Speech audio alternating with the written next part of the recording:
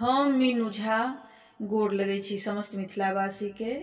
एकटा नचारी ल के उपस्थित छी। कोशिश करै छी अपने लोकन के नीक लागे। धन्यवाद। जय मिथिला, जय मैथिली।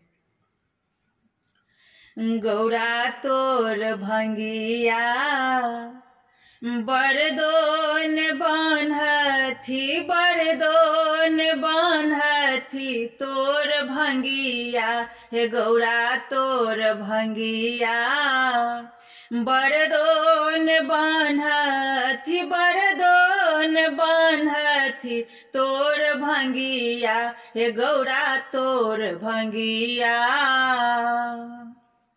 अंगने अंगने खाय छनि पथार, अंगने अंगने खाय छनि पथार। रोम जे गेलहुँ, रोम जे गेलहुँ मारला थार। गौरा तोर भंगिया रोम जे गेलहुँ, रोम जे गेलहुँ त मारला थार। गौरा तोर भंगिया बरदोन बान्हथी तोर भंगिया। हे गौरा तोर भंगिया।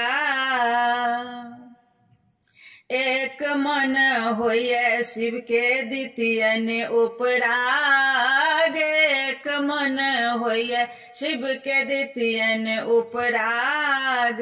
देहरी बैसल छथि, देहरी बैसल छथि बासुकी राज। गौरा तोर भंगिया देहरी बैसल छथिन, देहरी बैसल छथिन बासुकी नाग। गौरा तोर भंगिया बरदोन बान्हथी तोर भंगिया। गौरा तोर भंगिया। कार्तिक गणपति दुई चरवाह, कार्तिक गणपति दुई चरवाह।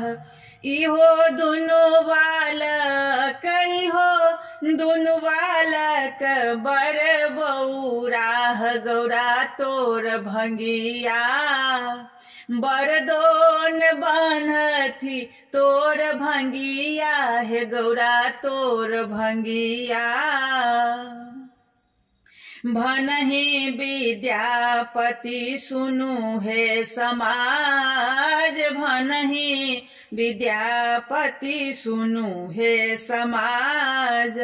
इहो दुनु व्यक्ति के, इहो दुनु व्यक्ति के एको नहीं लाज। गौरा तोर भंगिया इहो दुनु व्यक्ति के, इहो दुनु व्यक्ति के एको नहीं लाज। गौरा तोर भंगिया बरदोन बान्हथी तोर भंगिया।